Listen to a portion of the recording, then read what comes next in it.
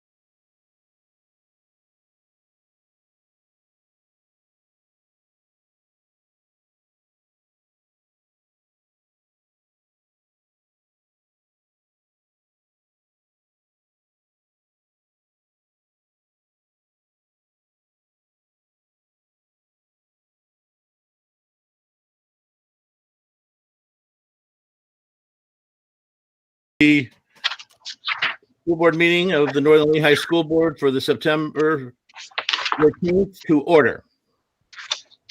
This meeting is being recorded. The recording will be posted on the Northern Lehigh School District Media YouTube channel. All votes this evening will be roll call votes.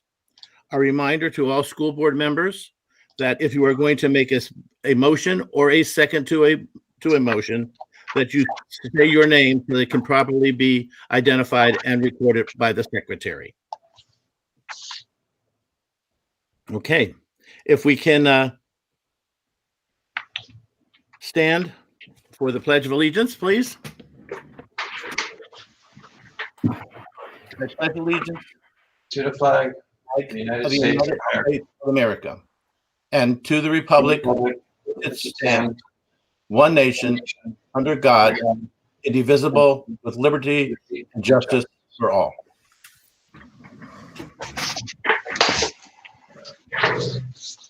If we can take a moment of silence right now, we are at that time of the year again that we have a remembrance of 9/11. So if we can please take one moment of silence, please.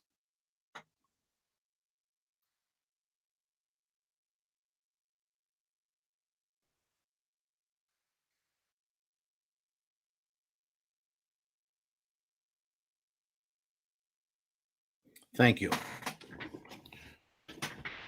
Okay, Madam Secretary, roll call, please. Thank you, Mr. Fedorcha. Mr. Disler? Robin Disler here. Mr. Green? Here. Yes, there he is. Ms. Heckman? Here. Ms. Husak? Here. Mr. Keegan? Mr. Kern? Here. Ms. Culp? Here. Ms. Martineau? Here. Mr. Fedorcha? Here. We do have a quorum. Thank you very much. As always, public comments is restricted to the agenda items. I will accept comments of each item if there is some comments on each of the items on the agenda. As always, though, at the end of our meeting, if there is other comments that need us to be addressed, I will recognize you at that time. If anybody has things on the agenda, I will recognize you at that time. I will now accept a motion to approve the minutes of the August 10th meeting. Do I have a motion to approve? This is Robin Disler. I approve. Do I have a second? Second. Second. Any questions? Madam Secretary, roll call, please. Mr. Disler? Yes. Mr. Green? Yes. Ms. Heckman? Yes. Ms. Husak? Yes. Mr. Keegan? Mr. Kern? Yes. Ms. Culp? Yes. Ms. Martineau? Yes. Mr. Fedorcha? Yes. Motion passes, Mr. Fedorcha. Thank you very much.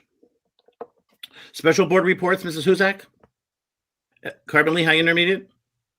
Thank you. I don't have a real long agenda update this week. We do have our next meeting next Monday night, the 21st. They are back in school, the same as we are, so all is well. Still working through all the plans. All the updates have been going through, so we'll hear some updates on how their school had started. But as of right now, from what we understand, they had a very successful first couple weeks. So that's all my update at this time, Mr. Fedorcha. Thank you. Thank you. Any questions for Mrs. Buzak? Lehigh Career and Technical Institute, we had our first meeting of the new school year. LCTI, as all the other schools, have begun. Although for LCTI, it becomes a little bit different because we do have trade areas in which it's pretty hard to teach carpentry or plumbing from home totally virtually. So we are doing a virtual, of course, to honor those students that that need to be, but we're also doing a hybrid, same as all the school districts are doing, and also following the same schedule as the school districts are doing throughout the schools. The only exception is the Allentown School District has totally withdrawn from the vocational school for this semester. They are doing totally everything virtual. So they are not sending any students to LCTI at all at this time. It's their choice, not LCTI's choice. But with that all in mind, we have not had any problems this year. The schools have been running very well. Thank you to our school district also for the busing and everything else that goes along with that, because we did have a wonderful start of school. That's my report. Are there any questions? Okay, moving on then. Yes, Gary, I have a question. Sure. This is Bob. Does that mean that the Allentown School District doesn't pay LCTI as well? And therefore, would that reflect on something that we should prepare for later? No, that does not mean that they don't pay us, because their students are being taught, though, virtually, totally. Okay, in other words, they're not coming to our school for the hybrid type. No student is, or they're academic. No, that is not correct. They will pay the same because they are being taught virtually. Also, LCTI has given every one of LCTI students from Allentown a computer. So there is no excuse there also. But so the answer to your question is they are paying their fair share. Thank you. You're welcome. Good question. Okay, then, moving on, legislative, Mrs. Ekman. Thank you, Mr. Fedorcha. There's no formal report this evening. A lot of the legislative items kind of fall under other bullet points these days. So they show up in the superintendent's report or regarding athletics. So COVID has kind of taken my thunder, but maybe next time. Thank you. Thank you. Any questions for Mrs. Heckman? No, thank you very much, Michelle. Okay, then moving on to Mr. Green, Lehigh Carbon Community College. Thank you, Mr. Fedorcha. A little bit of good news, I guess, not great news, but better news. Originally, with the shutdown, we were expecting classes to be somewhat undermined, if you will, for the upcoming semester. And so we took a look at two budgets, one with a 10% decline in students and one with a 7% decline. And we were making up the money because we're not doing as much traveling and you know, those types of things. If classes drop, obviously we reduce the load of the teachers, et cetera, et cetera.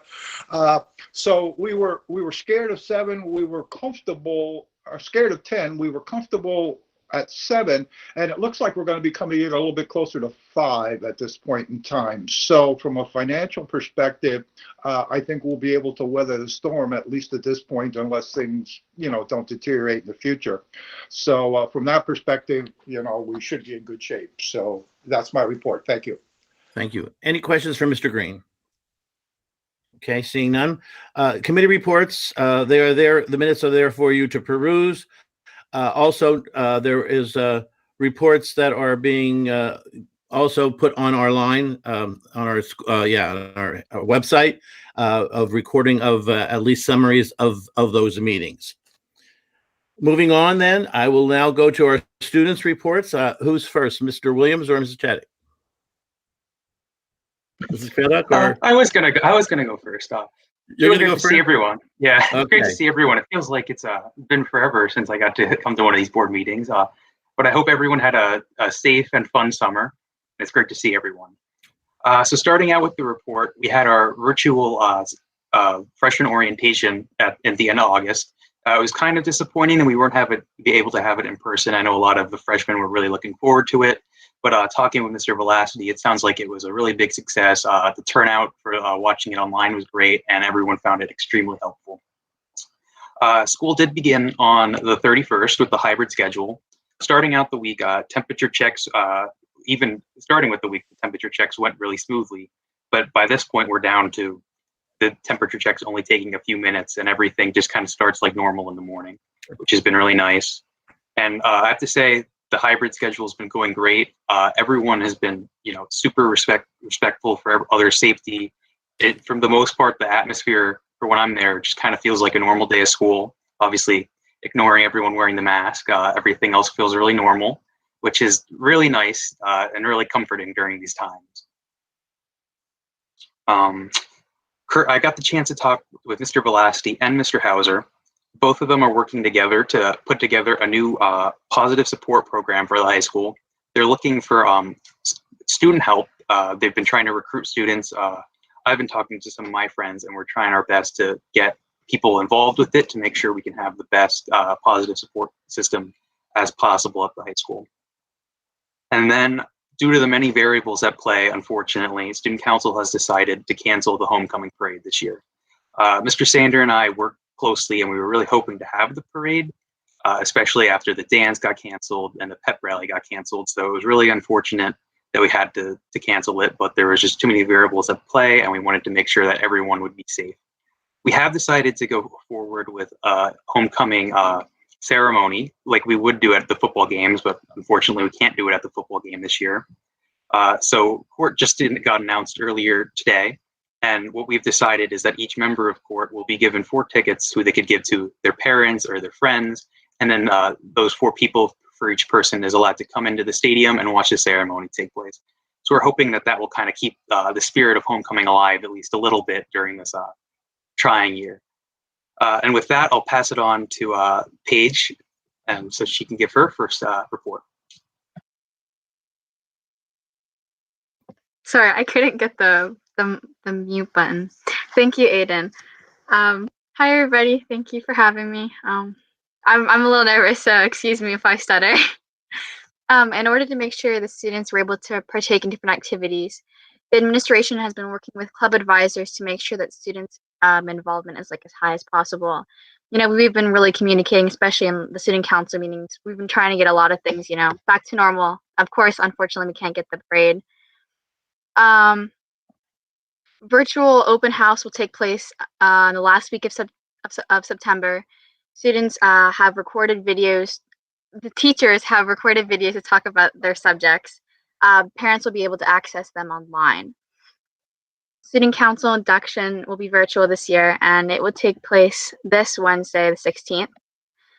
The sports season has officially started September 8th with mandatory practices. The first athletic games will start on September 25th, with homecoming being our first opener. Also the Saturday after, Saturday the 26th will be the homecoming ceremony at 6. And that concludes the report. Thank you. Thank you very much. And welcome, Paige. Moving on, then, first of all, are there any questions for either of our students?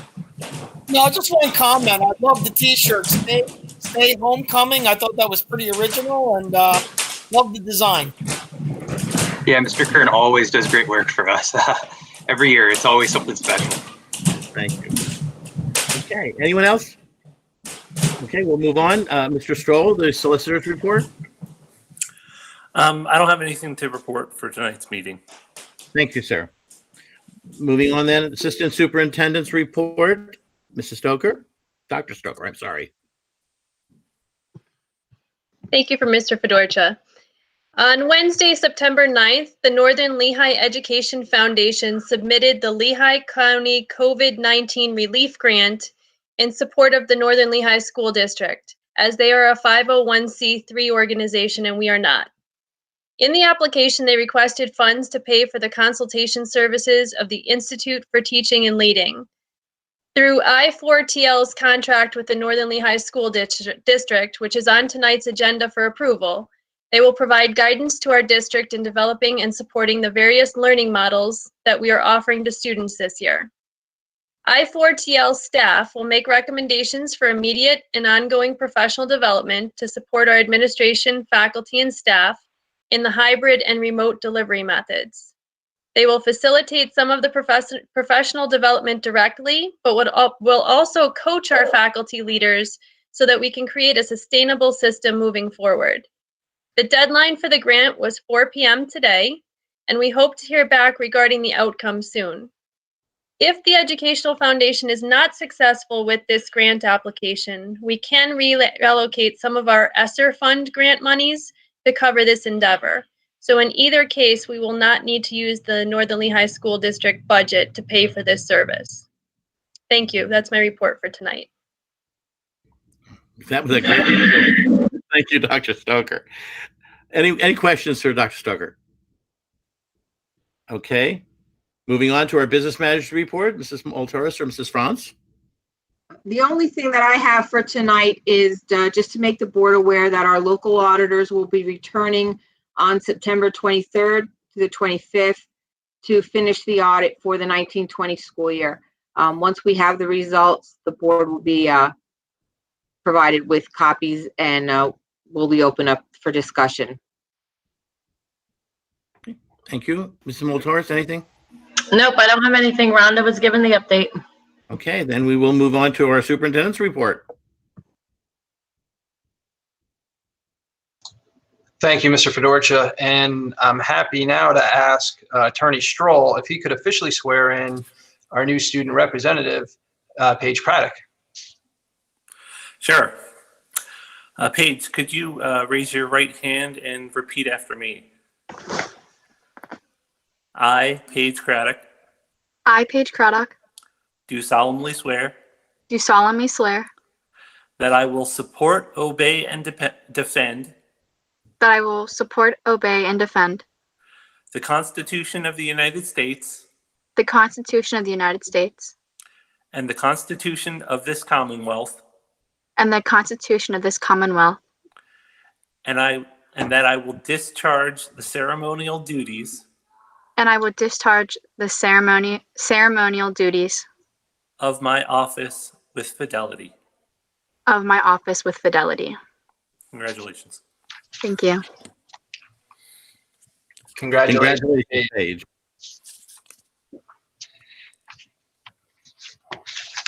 Thank you, Attorney Stroll. Okay, I'd like to give a brief update on the opening of schools. We've given a number of updates since school started a little over 2 weeks ago at the committee meetings last week. So I kind of like to highlight some of that. Overall, it's been a great start to the school year. We continue to receive feedback from students, staff, and parents. We're implementing the health and safety plan as designed, and the students have been extremely cooperative with the new procedures and requirements. Morning screenings of staff and students also are being done daily and have not interrupted the teaching and learning process. Kind of like Aiden had mentioned earlier, it's going much more smoothly and much quicker than we had anticipated. Most recently, we have some new information from previous updates last week related to the breakfast and lunches for students. All students are now able to receive a free breakfast and lunch, regardless if they are in the building or learning virtually. This officially ended back in the summer for us, but then the U.S. Department of Agriculture then funneled down through Pennsylvania Department of Education, Division of Food and Nutrition, has released that we can continue to offer free lunches to all students, again, whether they're in the building or learning remotely. Once we did receive that information, our food services director, Mrs. Bonnick, moved quickly to put a system in place to accommodate all the models that the students are participating in. And for more information on this, you can go to our district webpage, and it's under district announcements. If you're interested in ordering for the at-home, that has been closed for this week. Those pickups will occur on Wednesday, but the order form will go back up on Thursday for next week. If you have any questions on that, you can contact Mrs. Bonnick directly. We're hopeful that this is as successful as the grab-and-go meal lines were in the summertime. Lastly, I would like to share that a parent and guardian survey will be sent later this week, probably on Friday afternoon, for parents and guardians to provide feedback on the school reopening. We've targeted at the end of this week because this is that will be the end of the first 5 day a week of instruction. The previous 2 weeks, of course, were only 4 days each. So keep a lookout for that. Next, I'd like to just give an update on the third day enrollment numbers. We always do a third day enrollment check each school year. And I'm happy to report that even with everything going on, all the uncertainty that COVID-19 has created for not only Northern Lehigh School District, but all school districts, that our enrollment has remained almost exactly the same. Last year, the third day enrollment was 1,500. Last year, the third day enrollment was 1,515 students. This year, it's 1,509. So we're almost right on target for where we were previously. Additional to that, last year in September, we had 60 students enrolled in charter schools, either brick and mortar or cyber charter schools, not including our own Bulldog Academy. So external charter schools, whether they were brick and mortar or cyber. At the end of last school year, that number was 57. This school year, as of today, that number is 49. There are 41 students in cyber schools, and there are 8 students in brick and mortar charter schools. So, we would like to see that number drop. We want our students with us in our buildings or in our cyber offerings. But I'm happy to report that we did not see a spike in students leaving the district going to cyber charters. And I credit that to, the work that the staff has done with communicating with families, the work that the building principals and other administrators have done communicating with families, letting them know that, we're here for our students and we want them to be part of the Northern Lehigh family. Next, I'd like to spend some time recognizing some retirees from the end of last school year that officially, retired over the summer. So we have 4, being Scott DeLong, Janet Hoflick, Patricia Jones, and Michelle Raver.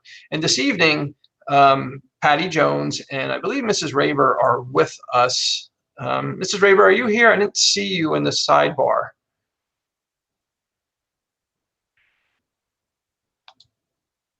Okay, well, I know I did see Patty, so I'm gonna read some acknowledgments for our retirees that are with us this evening. First, Patricia Jones, or as we knew her here, Patty, was hired in September of 1987 as a health and physical education teacher at the senior high school. She obtained her bachelor's degree in health and physical education from East Stroudsburg University in 1984. Mrs. Jones continued her graduate work and obtained her master's equivalency. Mrs. Jones served in various extracurricular roles as class advisor, substitute detention monitor, game worker, assistant girls soccer coach, and volunteer girls soccer coach. Mrs. Jones served on the district's safety committee and started the Avidum Club at the high school. I used to love seeing those kids greeting their classmates when they would come into the building. Mrs. Jones was an excellent teacher who met the individual needs of each child as she developed their special talents and interests. Patty touched the lives of thousands of Northern Lehigh students over the past 33 years. She truly was a gift to our students and staff. She will be dearly missed. Mrs. Jones retired from the district on June 30th, 2020, after 33 years of service. It is my sincere hope that your retirement years will bring you much joy and fulfillment. On behalf of the Board of Education and the school district, we will be honoring your request to have your donation split between the Slatington Public Library and the Northern Lehigh Education Foundation as a token of our appreciation for all you have done for our staff and students in this community. Best wishes to you, Patty, and I hope I get to see you walking around the neighborhood as well, too.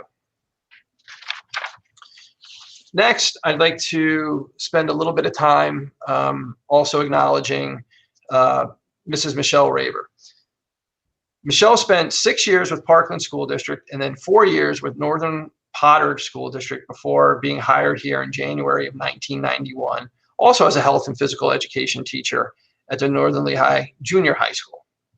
She obtained her bachelor's degree in health and physical education from East Stroudsburg University in 1975, where she graduated cum laude. Mrs. Raver continued her graduate work and received her master's equivalency in 1992. Mrs. Raver served in various extracurricular roles, most notably serving 29 years as the middle school intramurals advisor. That's remarkable. She has been part of the strategic planning committee, student assistance program, strengthening families evening program, after the bell reading program, all-star health curriculum to prevent bad choices for teens, and evening gym programs. Mrs. Raber planned and participated in the early years of the running of the dogs and will concentrate her retirement on helping to finish the Northern Lehigh Community Center. She's had the privilege of teaching her son, daughter, and grandsons. Mrs. Raber was an excellent teacher who met the individual needs of each child as she developed their special talents and interests as well. Mrs. Raber touched the lives of thousands of Northern Lehigh students over the past 29 years here in the district, plus all the students in the other districts that she has worked in previously. She will also be dearly missed. Mrs. Raber retired from the district on June 30th, 2020, after 29 years of service. It's my sincere hope that your retirement years will bring you much joy and fulfillment. On behalf of the Board of Education and the school district, we will be honoring your request to have your donation sent to the Slatington Public Library as a token of our appreciation for all you have done for the staff and students in this community. Best wishes to you, Michelle. Congratulations to you both.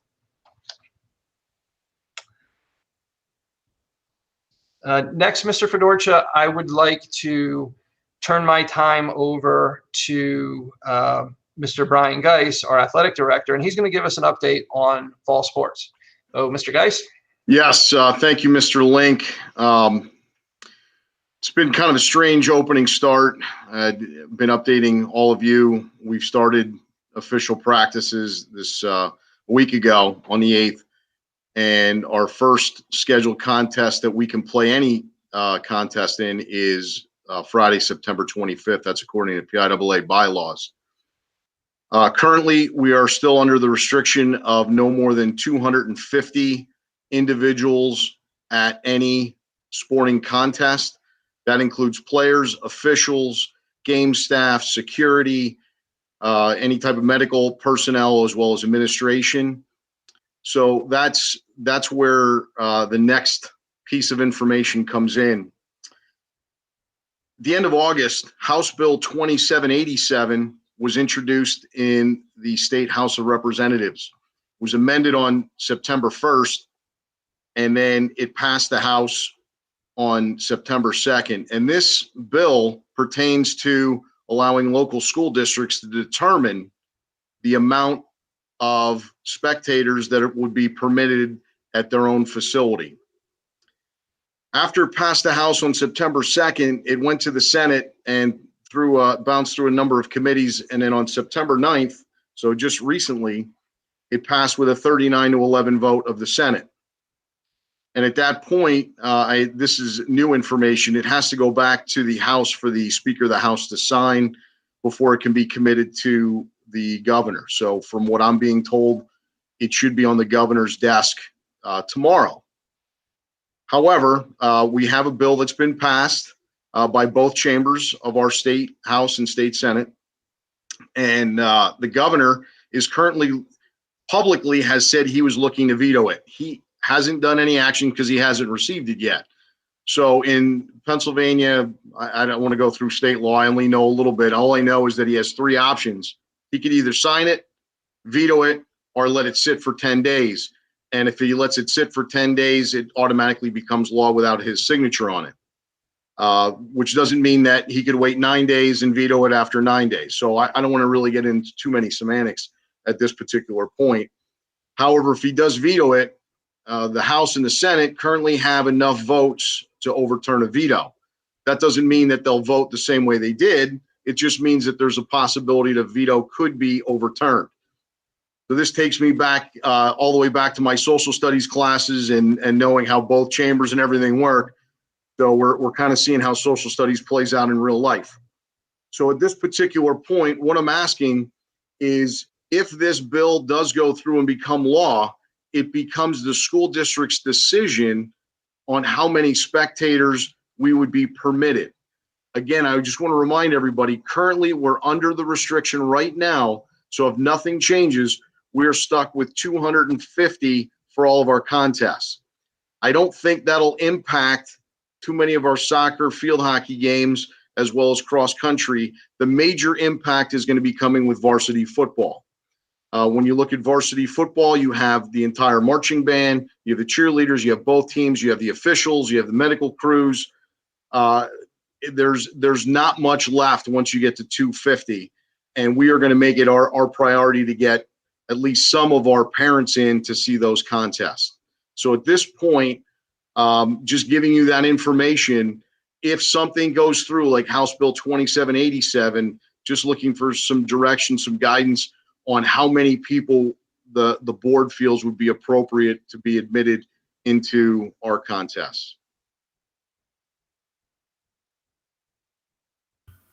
Hi, everyone. Michelle Heckman. Instead, I feel like it's hard to put a number on it. Is it possible, Mr. Geis, that we would be able to say, staff, players, necessary personnel, and parents versus like a specific number? Just throwing that out there. Sure. We could absolutely work through something like that. We don't have an official attendance number at our stadium, but we can seat at max capacity somewhere about 2,300 using home and away bleachers. Mr. Geis, are you looking for a decision tonight? Well, the next boarding meeting's in October, and pretty much all of our contests, maybe we might have one more football game left. I'm going to defer to Mr. Link on how we can make a decision at that particular point. I know it's difficult, and I've had a number of conversations as well as with my peers.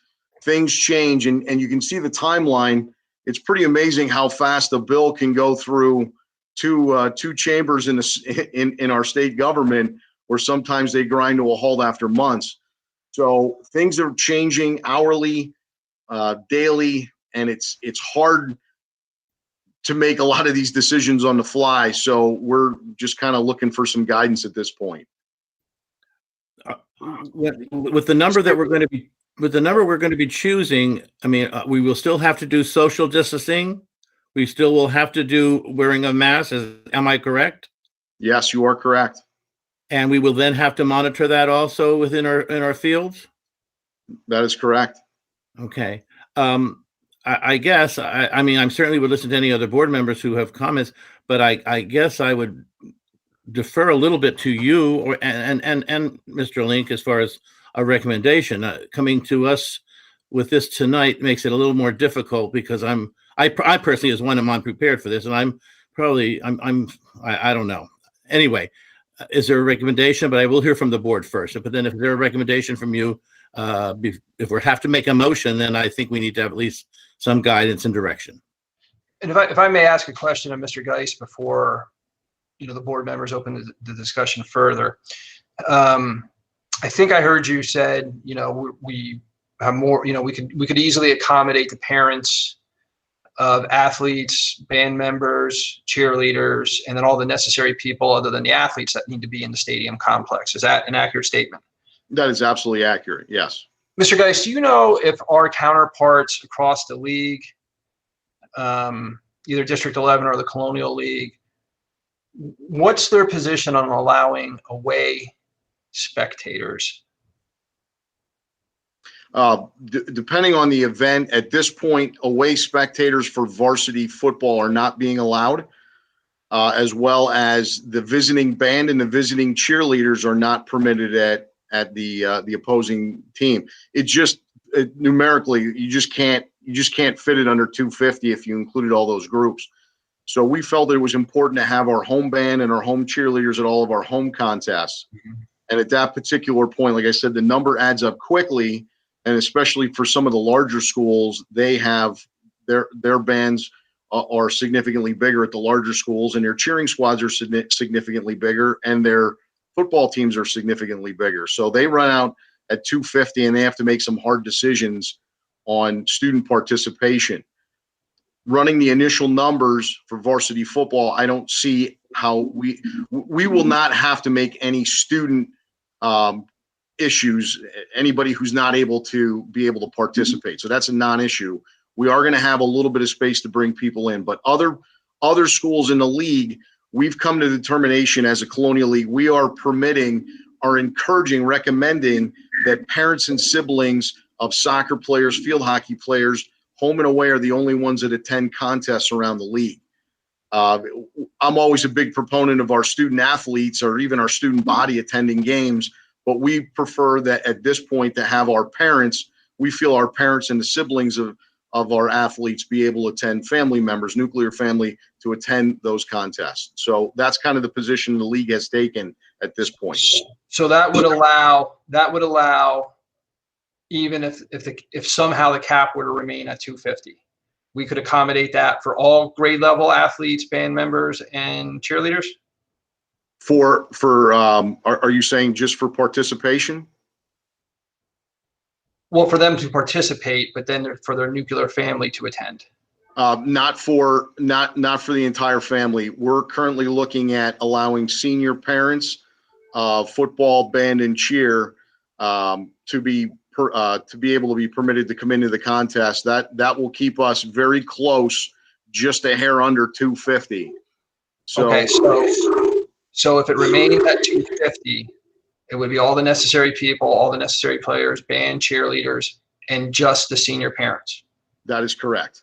If the governor vetoes the bill, but then there's a supermajority to override the veto, and they say that it can go above 250, my understanding is that's still a local decision if the school board wants to allow it to go above 250 or not. That is correct. In that case, we could get to probably, I suspect, still greater social distancing to let the nuclear family of all the student athletes, band, and cheerleaders in, plus all the necessary personnel, just the opposing team, no band, no cheerleaders, and no spectators from the opposing team. Correct. Did you get a sense, is that the way most of the other districts are going? If it goes above 250? Yeah, and they ultimately, we want to prioritize those nuclear families to be able to get them to see their son or daughter play. And in this case, varsity football is the one that's really kind of in question at this point. This is Gary. You're also saying siblings. So if there's like 5 or 6 siblings, they can also come in. My question then also is, how are we going to monitor that? How am I going to know that? How are we going to know whether they're a sibling or even if they're a parent?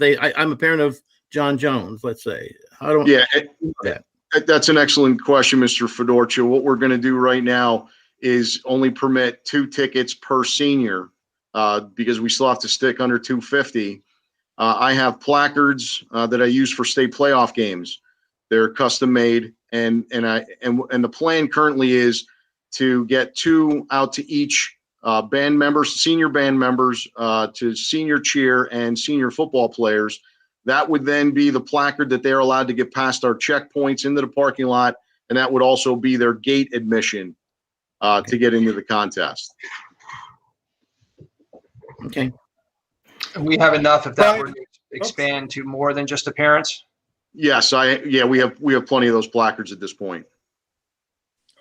I'm comfortable with the plan that you suggested, Brian, and I would also add that if the governor either signs the bill or the veto or is overridden, that your other plan of giving nuclear family of all the football players, all the band members, all the cheerleaders, etc., and allowing them to come. And I don't know what that number would come to, but I would think, 400 or 500 maybe at the most, something like that.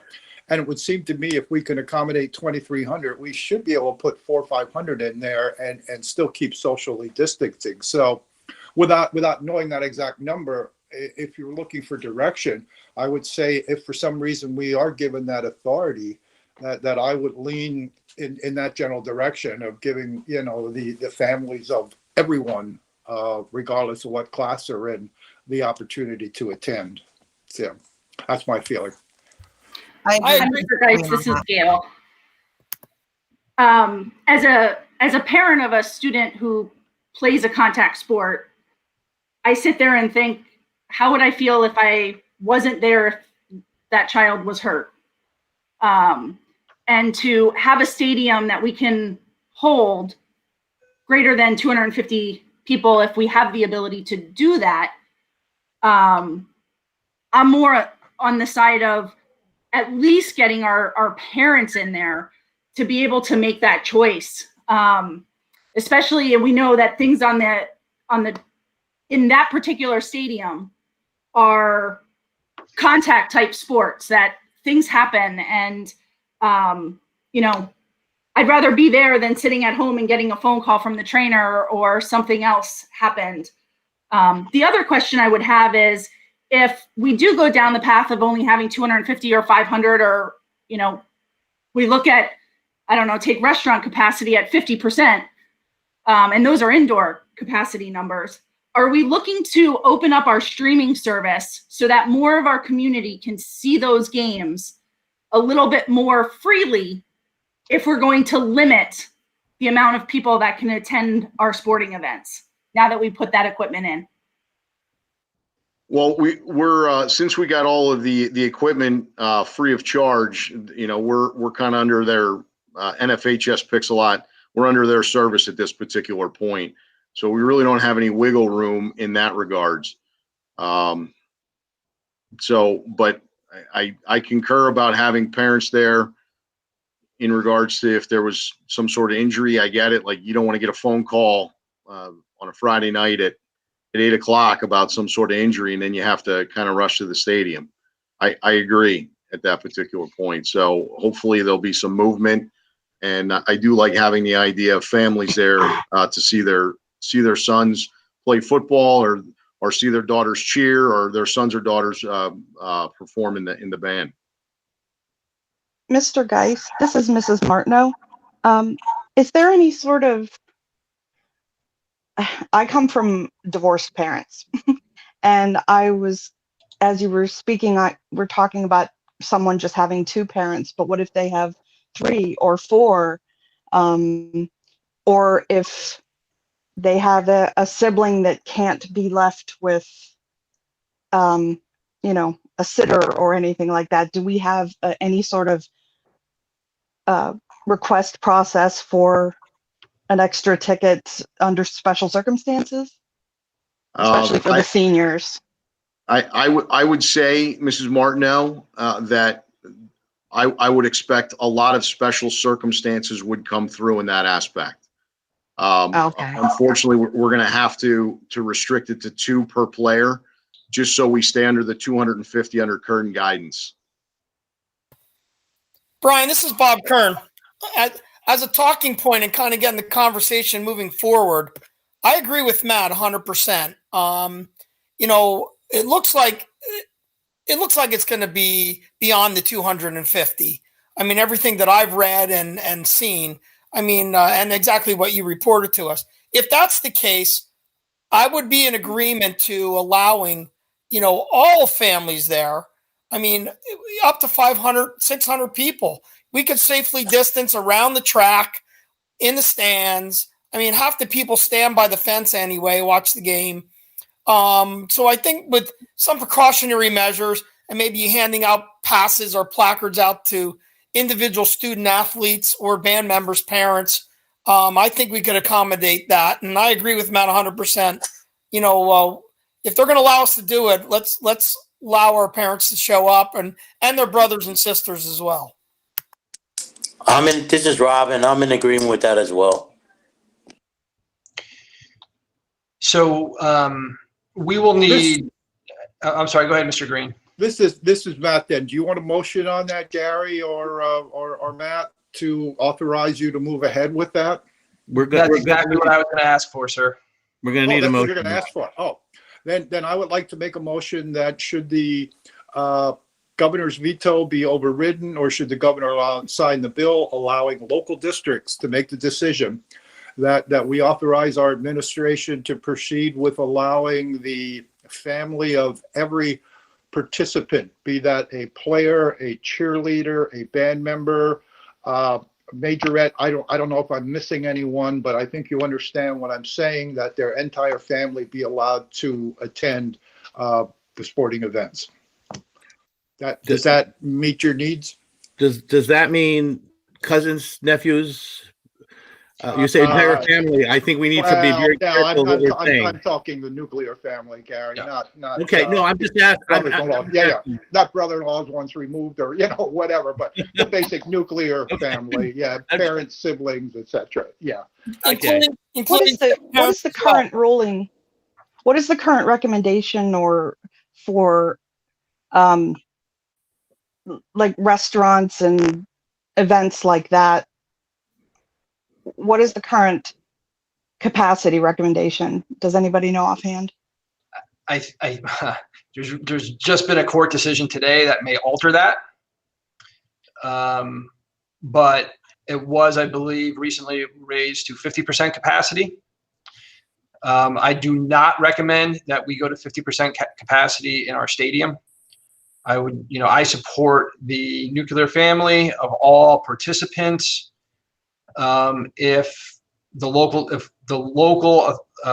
LEA, us, the school district, is granted the authority to go above 250, Mr. Green, I may ask you to add to your motion that if it, for some reason it does not, it's not legally allowed to go above 250, that we keep it to 2 tickets per senior participant. Yeah, I could amend my motion to say 2 tickets per participant if we're not allowed to go over. Sure. Thank you, sir. Quick question before we second. Does that include step parents as part of the nuclear family? That's what I just asked. So as a school district, we communicate with step parents unless there's an order saying that we can't communicate with step parents. As your superintendent, I'm not opposed to, if it's a situation where it's 1 student, 2 households within the district, and each one now is its own distinct family. I'm not, step parents attending as well. Oftentimes they're primary caregivers. Thank you. But again, that's my opinion. I think I think one of the board members all should clarify that as well. I agree with you. I definitely think step parents, because they're often involved with the child's life in some capacity, financially, spiritually, emotionally, they should be there. I agree. This is Mrs. Martineau. Sometimes step parents are more involved than biological parents. So I definitely think that they should be included. I knew my motion would fall short. So yeah, let's include step parents in that too. Is there anyone I should be including that I'm missing at this point in time? I'll amend the motion again to include step parents if that wasn't understood initially. I think we might need a clarification of the motion at this point, Mr. Green. Okay. Thank you. I'm recommending, if for any reason we're allowed to go over the 250, that our administration be directed to allow the nuclear family, including step parents, stepsisters, stepbrothers, etc., of every participant, be they the players, band members, cheerleaders, or anyone else that's participating in any way, shape, or form in these ceremonies, be allowed to attend the home events. Is that saying everything? Did I get everything this time? And if it remains under 250, that it would then if it remains under 250, then we have to stay with the 2 tickets per senior, obviously. Yeah. Okay. Thanks, Mr. Green. Do I have a second? I would like to second. It's Michelle Heckman. Thank you. Do I have any other comments or questions before I call for the vote? I have a question, Gary. I'm sorry. No, I don't know be. we Go ahead. stay under the 250. How many kids does that include? Like, are we really gonna give out a whole ton of tickets, or are we giving out no tickets? How many seniors would that entail? For instance, at a football game between football, cheer, and band. Currently, we have a ballpark about 13 to 15 seniors. So that would be about 30 tickets max. So then that means in a time when there's only 250 allowed, we're only going to add an additional 30 people possibly. So what about the rest? Are we just saying that that's it and nobody else can attend? If there's room? Well, there's almost no room at that particular point when you add up visiting team, home cheerleaders, home band, officials, game help, medical personnel. It's a very small number, and I'm going to have to do a balancing act with some of my staff members being outside at certain times to make sure that we stay under 250.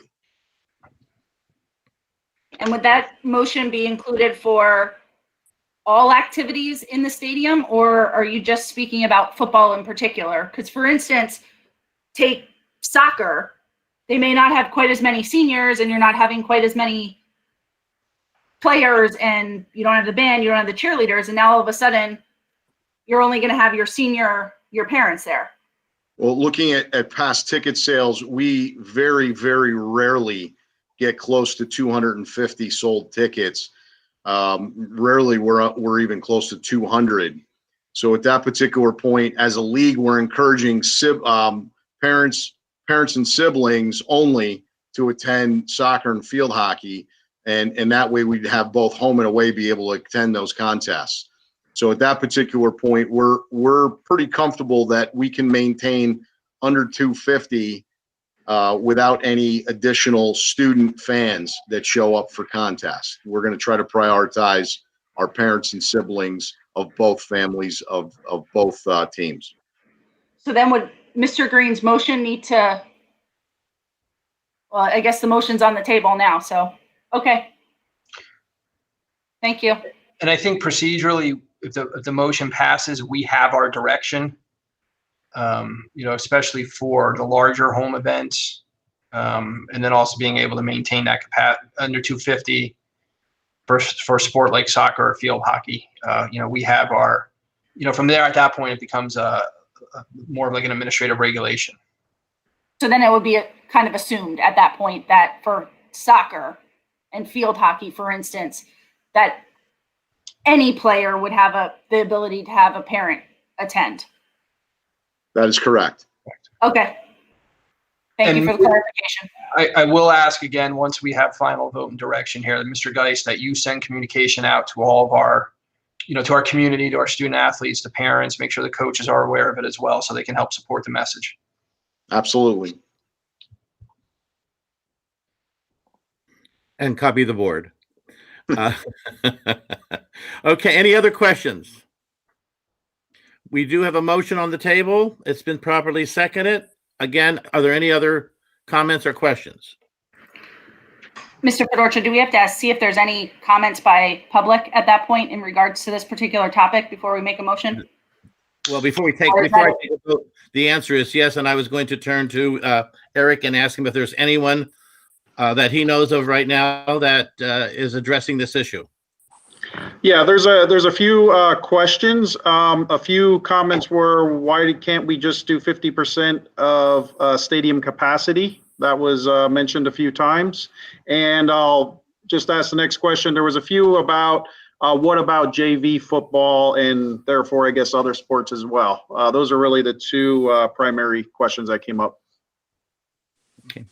I think we've addressed the 50% as being much too hard for us to handle within our facility and so forth. That is a larger capacity than a restaurant with 50% capacity, unless the board wants to alter that. I don't know. I don't know the answer to the JV, so I'm going to go back to you, Mr. Geist. Yes, thank you. We have a couple different options. We still feel that we don't need to restrict with middle school JV football. We do have as a league an option, and what our plan is, if we are getting close to the 250, we're looking at adding some built-in time between the middle school and JV game, allows the middle school parents to vacate and then allow JV parents to come in. That way we don't have a crossover and violate the 250. Mr. Geist, would it be the same kind of ticket placard system for middle school and JV? It's very similar to soccer and field hockey. Parents, we're encouraging just parents and siblings of the players to attend. Okay. Any other questions? And we have nothing else, Mr. Hill. Okay. Then I will call the question and I will ask for a roll call, please.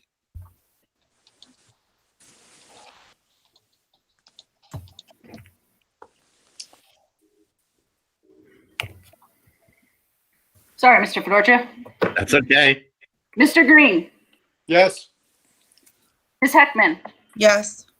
Ms. Husak, yes. Mr. Keegan, Mr. Kern, Yes. Ms. Culp, Yes. Ms. Martineau, Yes. Mr. Disler, Yes. Mr. Fedorcha. Yes. Motion passes, Mr. Fedorcha. Thank you very much. And then you'll take care of that, Mr. Geis and Mr. Link. Yes, absolutely. Thank you. As we go on, Eric, instead of stopping and asking, would you please just let me know when we get to an item that there may be a question on, so that we can deal with that then without stopping every time and asking that same question? Would you mind doing that? Yes. Okay, thank you. All right, we'll move on then. Mr. Geis, did that conclude your part of the report? Yes, it did, Mr. Link. Thank you. Okay, thank you. Okay, Mr. Link, is there anything else, sir?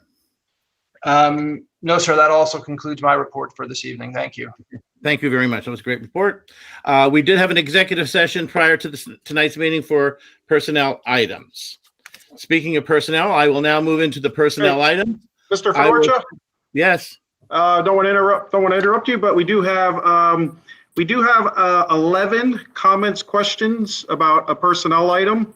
It is about personnel item H, a co-curricular item. So I am going to just ask if it is okay to, we had some people who want to publicly discuss one of those items. So I am just going to throw that out there and see if you want to discuss that. Mr. Hill, is it about like a specific candidate or employee? Yes, they were all about a specific, one of the specific items on the co-curricular.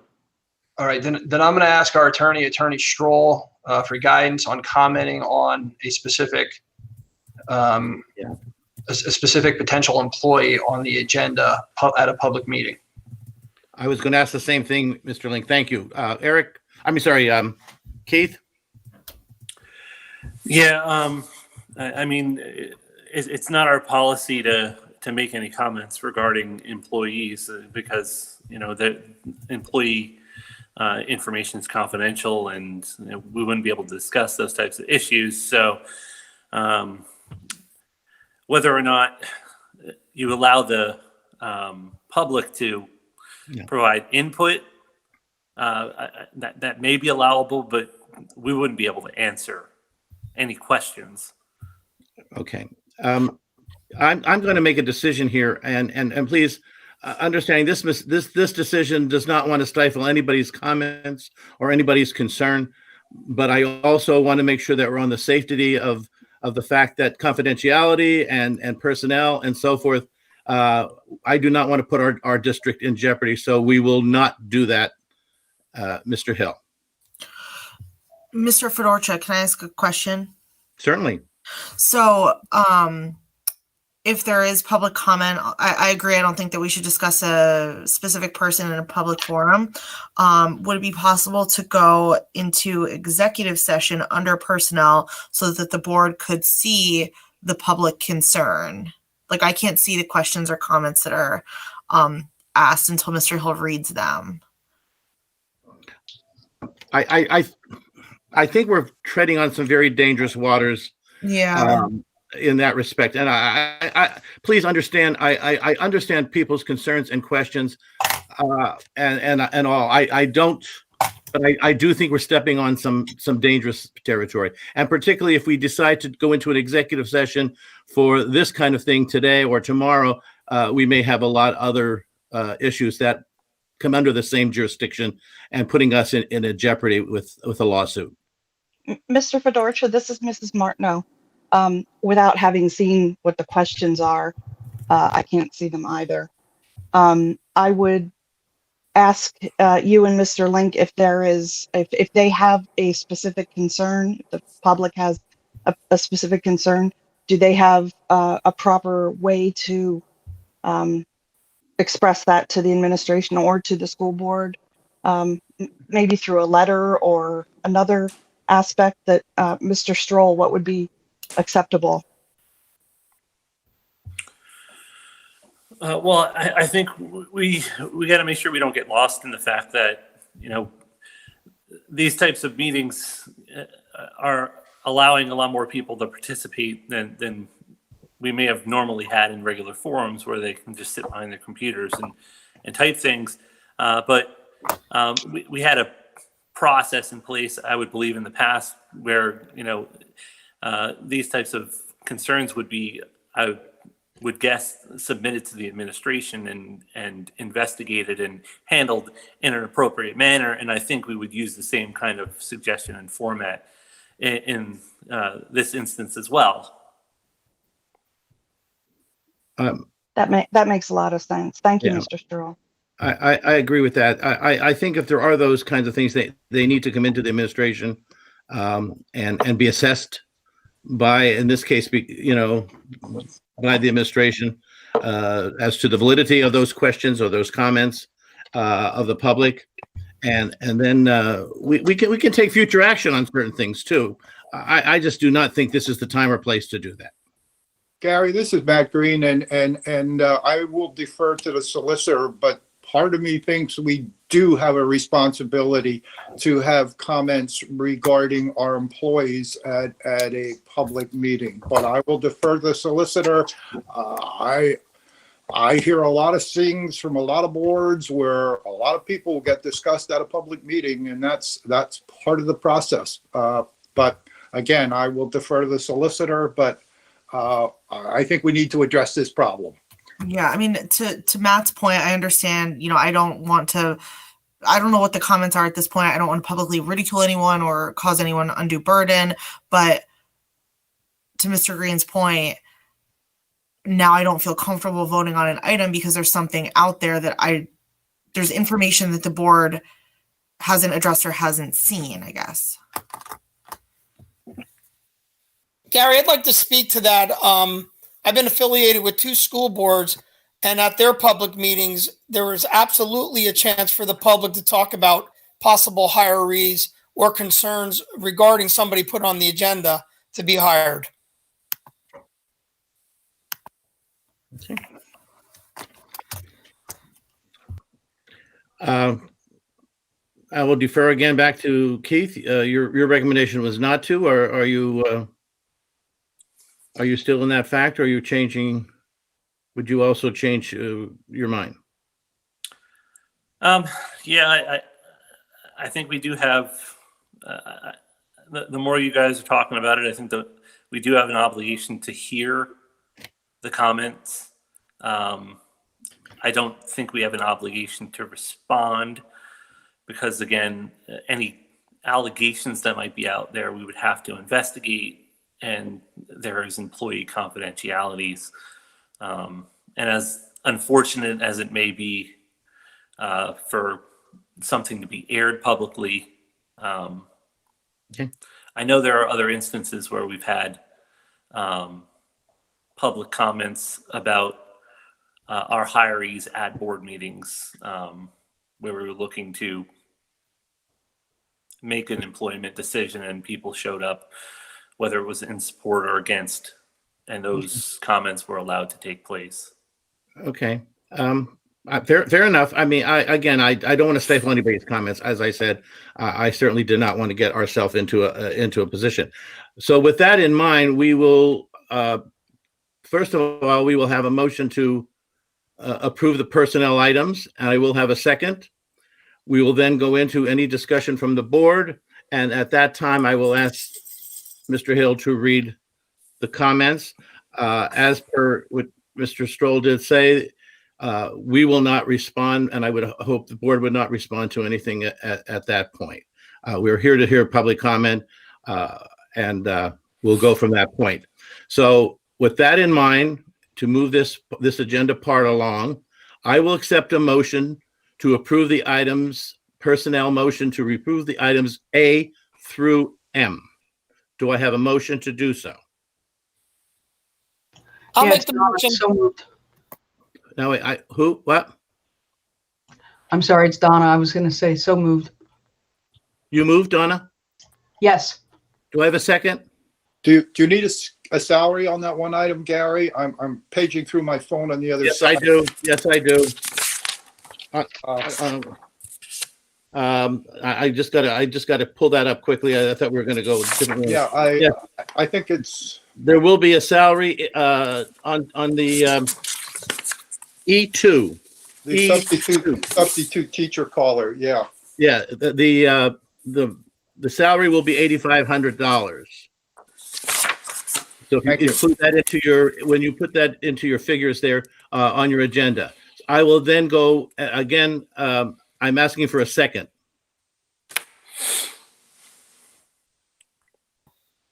Do I have a second? Second popcorn.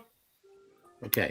It's been properly moved and seconded to move the items A through M. I do know there will be, two of us will be doing some other things as far as abstaining because of some personnel items on there of our own. And we'll take that as we go along. At this point, I'm going to ask the board, do you have any questions on the personnel items? Okay. Mr. Hill, I will turn it over to you to address those questions to the board. Okay, the questions and comments, we had approximately 12 comments on the YouTube chat about this item. And they were all the same, is that they wanted a public discussion on the theater director position. And a few of the comments were just that they were questioning the hire, being that they have knowledge that someone more qualified for the position was disregarded for the position. And they were all basically the same comments, and there was a few with the same question about the having somebody else who was more qualified for the position. Okay, thank you. You're welcome. All right, anything else? Seeing none, hearing none, I will again call for the vote for items A through M, which also modified to the $8,500 stipend there. Madam Secretary, can we have roll call, please? Sure. Mrs. Heckman? I have to abstain. Michelle, you don't have to abstain on the entire, if you don't want to, just the area. You can name that area. Oh, okay. Okay. Sorry, I thought because we were voting. No, that's okay. I should have said that to you earlier. I apologize. Go ahead. Oh, it's fine. So yes, I have to abstain on D3. I was going to say D3. Correct. Yeah. Okay. You're voting yes, except you're going to abstain. So later on. Okay. Moving on then. Mr. Fedorcha, she did not vote yay or nay. Okay. Sorry, no, I did. Go ahead, Mrs. Heckman. So yes, but abstain for, what did I say? D3. D3, correct. Thank you. That's correct. Moving on, Madam Secretary. Ms. Husak? Yes. Mr. Keegan? Mr. Kern? Yes. Ms. Cope? Yes. Ms. Martineau? Yes. Mr. Disler? Yes. Mr. Green? Yes. Mr. Fedorcha? Yes, and I am abstaining on J5. J5. Thank you. Motion passes. Thank you very much. Okay, moving on, I will move on now to the item on the policy. I have a motion to approve the policy item A 1 and 2. This is Mrs. Martineau, so moved. Do I have a second? This is Robin Disler. I'll second. Okay, any questions on the policy? Seeing none, we will have a roll call. I'm getting good at this too, you notice. Mrs. Husak? Yes. Mr. Keegan? Mr. Kern, Yes. Ms. Culp, Yes. Ms. Martineau, Yes. Mr. Disler, Yes. Mr. Green, Yes. Ms. Heckman, Yes. Mr. Fedorcha. Yes, Motion passes. thank you. Are there any conferences? None? Moving on to curriculum and instruction. I will accept a motion to approve the curriculum and instruction item. Do I have a motion to do so? Matt Green, so moves. Do I have a second? Bob Kern, second. Any questions on?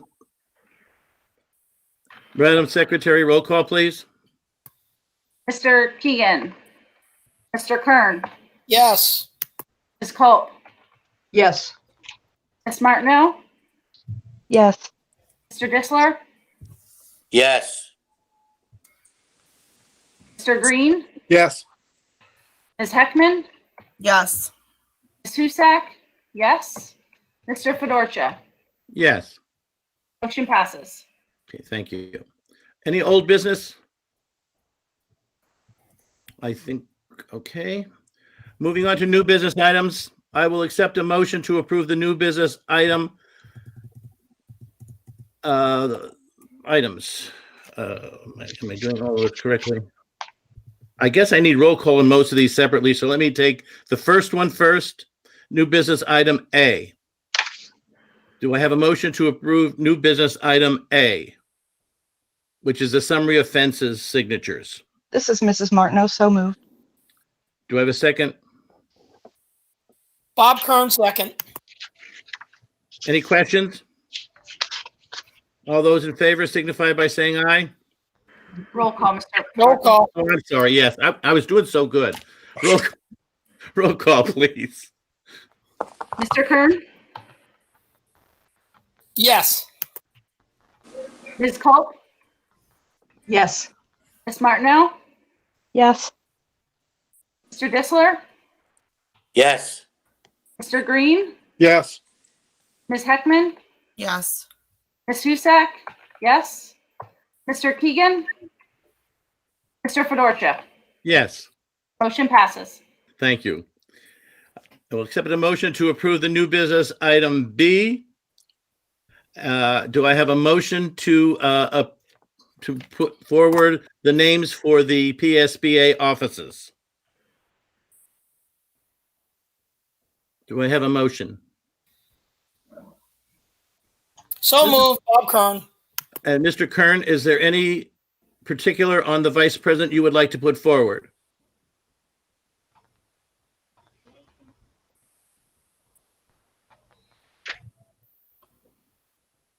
So the president-elect recommended Sabrina Backer. Bob, you're muted. Bob, you're muted. I know, it wasn't cooperating. Harry, yes, with the name that you gave, that's good. Okay, all right. Do I have a second? This is Robin Disler, I second. Okay, it's been properly moved in second. Is there any other nominations for the vice president? Is there any other nominations for the vice president? Is there any nomination for the vice president? Seeing none, I will have a roll call, please. Ms. Culp, Yes.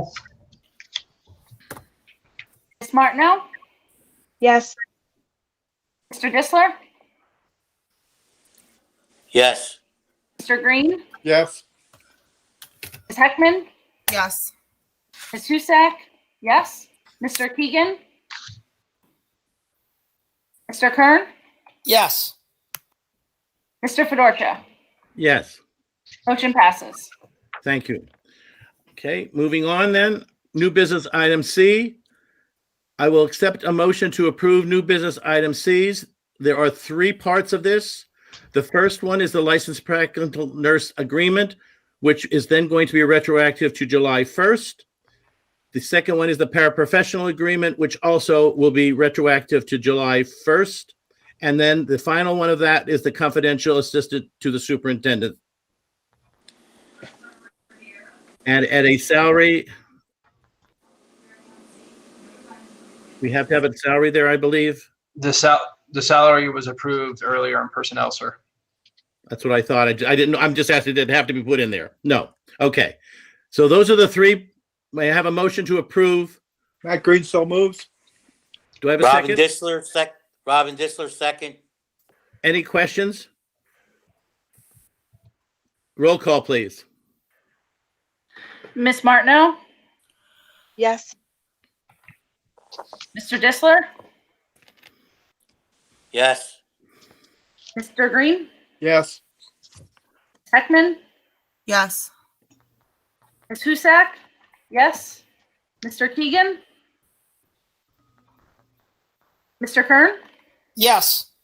Ms. Culp, Yes. Mr. Fedorcha. Yes. Motion passes. Thank you very much. Moving on to new business item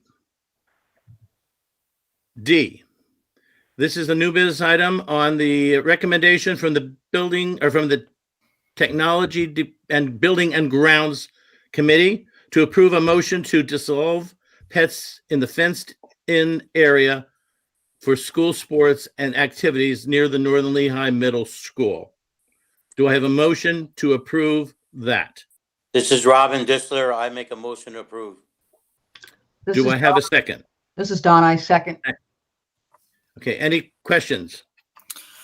I don't have a question, but I do have a question, I guess. So I agree that we should not allow pets in the fenced-in area during the in-season for the sports that use that area. And I did read the minutes from that committee meeting. And I was really hoping that when it's the off-season, we could allow the community to use that space. Obviously, we would expect them to be respectful. You can't control anyone. I totally understand. I just wanted to say that I wished that this was to disallow them during the sports season when that area is actively used by the school. Okay, thank you. Any other comments or questions? Anyone else? Seeing none, I will call for roll call. Mr. Disler, Yes. Mr. Green, Yes. Ms. Heckman, No, but only because it does not allow it to be open in the off season. Ms. Husak, no. Mr. Kern, Yes. Ms. Culp, Yes. Miss Martineau, Yes. Mr. Fedorcha. Yes. Motion passes. Okay, thank you. Moving on to the next one. To recommendation, let's see here, where am I at here?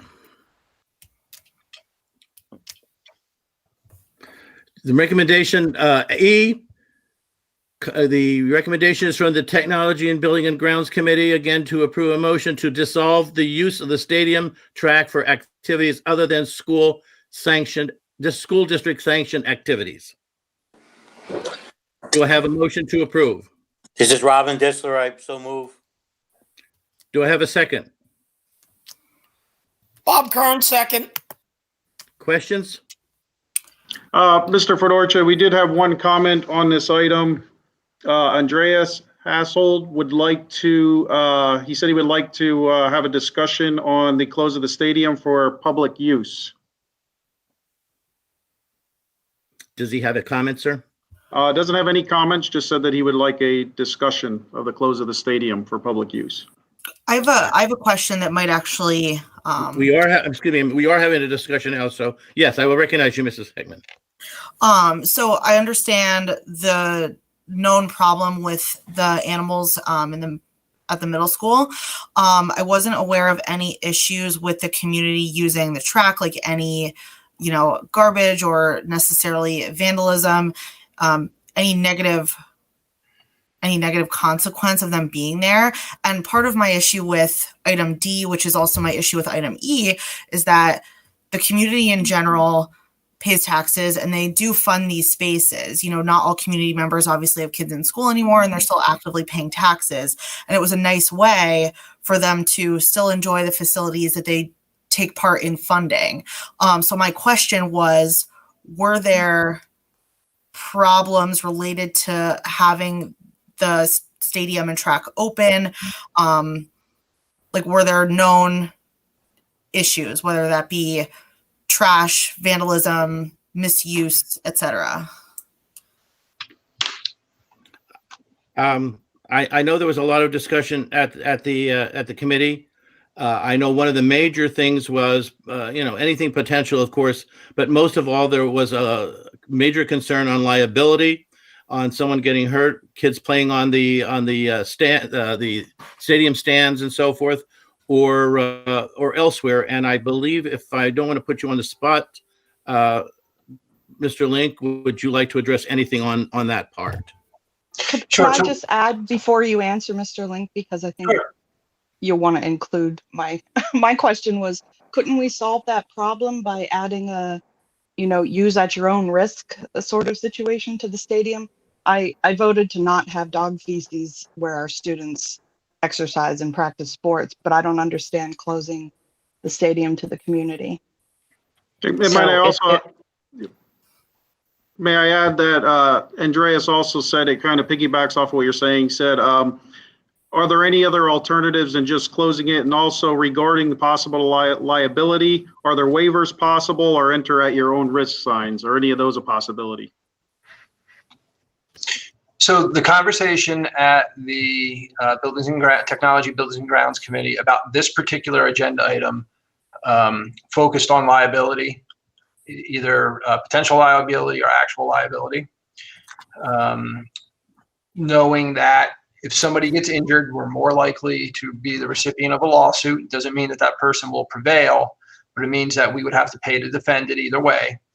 Additionally, I can speak to, I know that there have been community members that have entered there, even when the gates were locked and closed, they found their way in to play pickups, football games and whatnot. It even got to the point where they, without permission, turned on the stadium lights so they could continue their pickup football game. That was right before the shutdown. That's absolutely a liability issue when we have people climbing over fences and under fencings. I do recognize that the majority of the community was using it for walking on the track.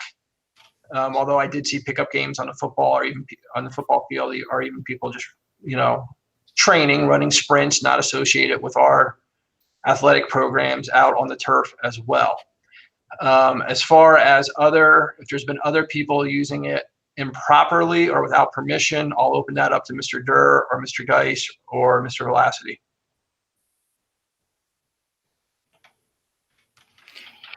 Well, I'll start.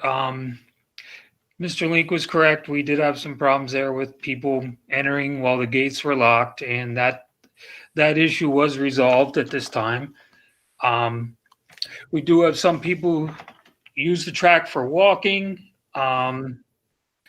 Other than the incident with people going in while it was locked, everyone has been fairly cooperative and respectful. Okay,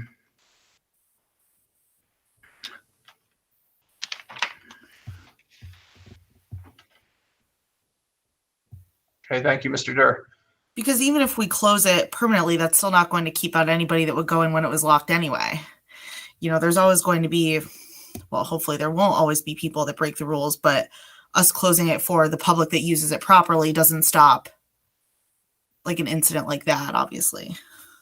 The other concern certainly is kids on bicycles, other kind of wheeled kind of things around the track, which is damaged by anything other than running as it should be done with. Also skateboarding and so forth. But I also, feel part of the discussion certainly was a lot of liability of somebody getting hurt and misusing the bleachers and so forth. That definitely is an issue. Mr. Link, I go back to you. Sure. I just don't know, Mr. Geis, in your experience here, have you had concerns with the use of the stadium complex? We've had a number of, I don't want to use the term intruders, but we've had a number of unauthorized individuals that have been in after hours. And I think you mentioned stadium lights that were turned on unauthorized. We do have a number of community members that do use the track that come in and run around. When we have during the day, we do have gym classes that are over there during the day. And you can look at it as, do we allow any visitors into a classroom during the day when we have a gym class being over there? So that's unauthorized visitors when we have students there. So that's the concern that I have in regards to people being there when our students are there.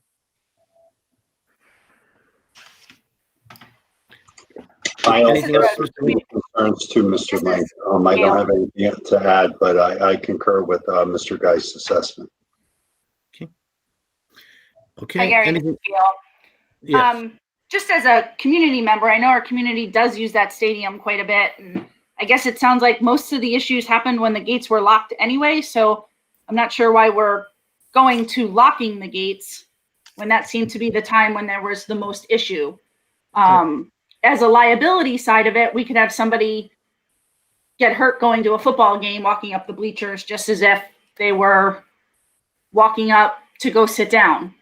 I agree with Mrs. Heckman. And again, one of the reasons I said no to the dog park area was because it didn't list something outside of the normal time that the students are in there. I completely agree.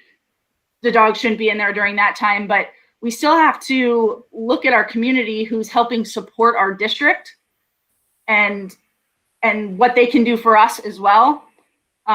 Maybe it is monitoring, like you, Mr. Geist, when you said that we have gym classes there, that the gym teacher has the ability to lock the gate and it's closed during that time when the students are there, and then it gets reopened. I just think we have to think about it a little bit differently and remember that we do have community members who do utilize the area around us, and talk about it in that regard. This is Gary. This is Robin Disler. Yeah. Just like to make a comment too.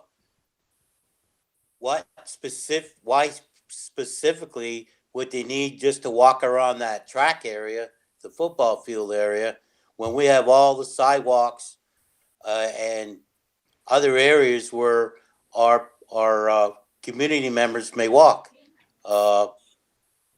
That's what I'm saying. That's a good point. Good Hi, point. Robin. It's Michelle Heckman. So specifically, I know, I've been a marathon runner in the past. It's helpful to run the 400, 800. It's good for, they need the measurement. They need the yard measurement and the actual track meter measurement.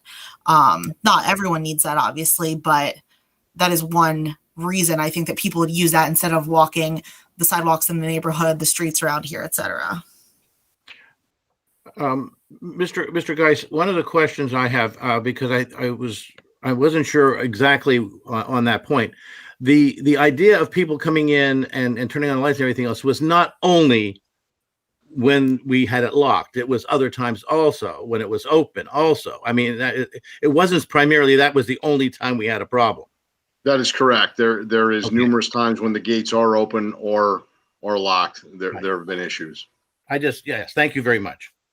How do we have it that the public can turn on or turn off those lights that easily? That's more of a safety concern to me than allowing our community members to walk on our track in a little bit of a cushy area that's a little bit easier to walk on than cement all the time. Well, I can answer that question. At the base of each pole, there's a switch, and they were not locked at the time when this was occurring, and just due to the fact that they were left unlocked from the football season. So the locks were put back on. They've been secured. So they're not able to turn the lights on now. And this is Mrs. Martineau. If I could comment on the sidewalk question. First of all, I absolutely agree that the community should not be in there during class time. But regarding the sidewalks, a lot of our community don't live where the sidewalks are, myself included. And when I was younger, you might say, what about the trails and such? But I felt safer at the stadium than I did, walking by myself elsewhere. That just might be an answer as to why. Another, answer as to why that might not be an issue. There's also a lot of sidewalk. I since the pandemic, this is Gary, since the pandemic, my wife and I have done a lot more walking than I think I've ever done in my life. And we walk the school. We walk the parking lots. We walk the sidewalks. We've never gone into the stadium. There is a lot of areas in which the public has access to and will continue to have access to. Locking the stadium just secures a little bit on a liability, number one, and also that the potential of any kind of damage that can be costly to the district is what I'm also seeing. That's my comments personally, and particularly I think when we're talking about the sidewalks around the entire school complex. That's a good point, Mr. Fedorcha. It is a nice campus to walk. It's a lovely campus. Gary, this is Bob Kern. One of the discussions that we had was use of facilities. We have a formal process when anybody wants to use the facilities, whether it be indoor or outdoor, which kind of absolves us from liability, as it's all part of that use of facility form. If we're going to allow public to go in and out of a gated area, I think we're assuming liability, even though there's not supervision there. At a football game, there's supervision there. We have security there. There's administrators there. There are people that are watching the general public, including police officers. But when we're talking about a locked area that is used for unsupervised items, a lot of things go on. You got women with baby strollers who are running with their children. You got scooters on. I've seen it. You got kids with skateboards. You have bicycles. And all that wear and tear on $1 million track takes its toll. So I think the use of facilities form is kind of where I hung my hat as far as absolving us of any liability in a gated or a locked area. For that matter, then let's open up the gym and the wrestling room, during the summer as well, if that's what we're going to talk about. To me, there's no difference. And that's kind of what I'm seeing. Any other comments? Anyone? I have a question. Sure. So I am a person who walks this campus every single day with my newborn baby. And I guess this would be more a question for Keith Stroll. If I slip and fall on a sidewalk outside the library versus slipping and falling on the track, isn't that the same thing for the district? I mean, there could be a million different things when it comes to liability and assumption of risk and whether there's a latent hazard that we have knowledge of. So, I mean, liability, it's a very broad thing that it's hard to narrow down. I mean, the one thing that I would say as far as limiting liability, the more you limit exposure to your facilities, just statistically, you're going to limit liability from that aspect. But I mean, there's no way you're going to really limit liability overall. The one thing that I would say is some of the roadways around campus are still, I think, public roadways. So it's not necessarily a school district liability for all of the roadways around campus. Some of them are borough-owned roadways. If they're within our campus and we're required to maintain the sidewalks, then that could still be a liability issue as well. So it's not necessarily completely apples to apples, but Mm-hmm. And I fully acknowledge that running up and down bleachers is much more dangerous than walking on a sidewalk or hopefully walking the circle on a track for a normal person. But if we're instructing people to walk on the sidewalk instead of the track, that to me seems so similar. Why can't we just put a rope to the entry to the bleachers and like the use is like the field and the track, or the use is limited. And any other comments? Anyone else? Seeing none, we do have a motion. Mr. Hill, was there any comments in the chat box? I thought we addressed them, but go ahead. No, really no more on this topic. No more really on this topic. Okay, seeing no other questions, I will call for the question. Roll call, please. Mr. Green? Yes. Ms. Heckman? No. Ms. Husak? Yes. Mr. Keegan? Mr. Kern? Yes. Ms. Culp? Yes. Ms. Martineau? Yes. Mr. Disler? Yes. Mr. Fedorcha? Yes. Motion passes. Okay, thank you.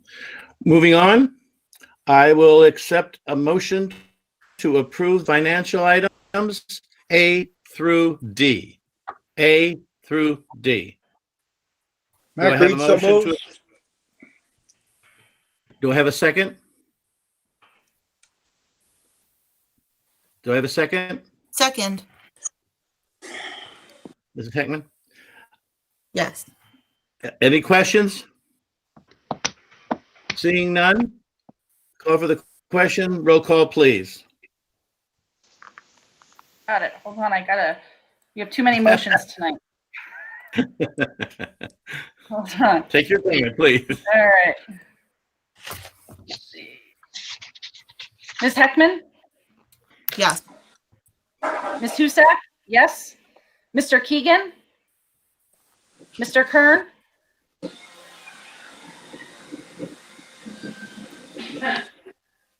Mr. Kern? Mr. Kern? Yes. Ms. Culp? Yes. Ms. Martineau? Yes. Mr. Disler? Yes. Mr. Green? Yes. Mr. Fedorcha? Yes. Motion passes. Thank you very much. Is there any legal? Any correspondence, Madam Secretary? None. Okay. We have the information items for you, the Carbon Intermediate Unit, the Community College, and the LCTI minutes are there for you. At this time, we are finished with our regular agenda. Mr. Hill, is there anything that we have coming in other than anything that was on the agenda? Yes, I am just going to make a comment. There are a lot of comments. There are a lot of comments about the theater troupe being disappointed that, and they feel like we didn't really address the concerns, and they're disappointed that there was not more discussion. I'm just going to say there's a lot of comments about that. I'm not going to read every one because we'll be here quite a while. I understand. But anything else?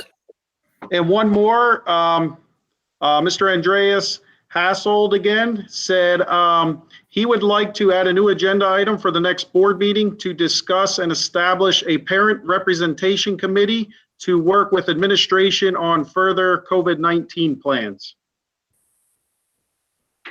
Okay, thank you. Any other questions coming up? What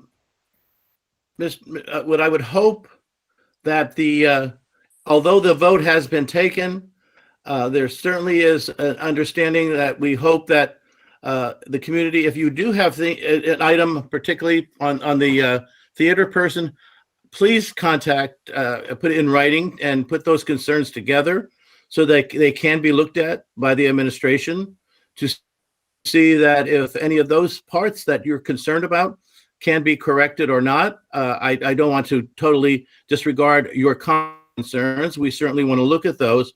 So if you do have those, please get those into a writing form and get it into the superintendent's office. Any other questions? Anyone from the board? There's one other question, and this came up twice now. Somebody questioned, why can't the school board meetings be held in the high school auditorium? Social distancing should not be a problem. So that still currently falls under the governor's order of caps of 25 people within the same area. The auditorium is the same area. That decision's coming down from the state level. If that changes, we'll take it to the board and they can decide if they want to have meetings in person again. Okay. Thank you, Mr. Link. I think, Matt, just to follow up on your point, so you put 9 board members, 11 or 12 administrators, a solicitor, et cetera. You know, you've got your 25 people and there's not room for any members of the public to attend. So it just doesn't work from a numbers perspective if you add numbers up. So. Right. We would have to deny people. Yeah, exactly. You know, maybe a couple get in, but we would have to deny others. Plus the fact that we would also have to, looking at our enrollment tonight of those who are here, we have 28 members, and I think 1 or 2 have gotten off. We would not be able to even have all of our administrators here. Correct. Unless we don't have all our board there. Okay. Any other questions? Any other questions? Do I have a motion to adjourn? Do I have a motion to adjourn? This is Robin. I'll make a motion. Do I have a second? Donna, second. Okay, it's been moved and seconded. Roll call, please. Gail Husak, yes. Mr. Keegan, Mr. Kern, Yes. Ms. Culp, Yes. Ms. Martineau, Yes. Mr. Disler, Yes. Mr. Green,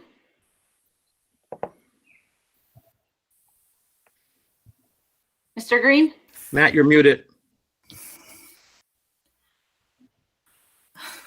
Yes. I was in a hurry. Ms. Heckman, Yes. Mr. Fedorcha, Yes.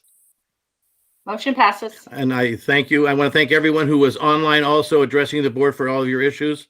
They're most important to all of us to hear. I also want to tell everyone, either here or at home, please be safe and stay well. And thank you very much. And have a good night, everyone. Thank you, everyone. Thank you. Good night. Thank you and good night, everyone. Thank you. Good night.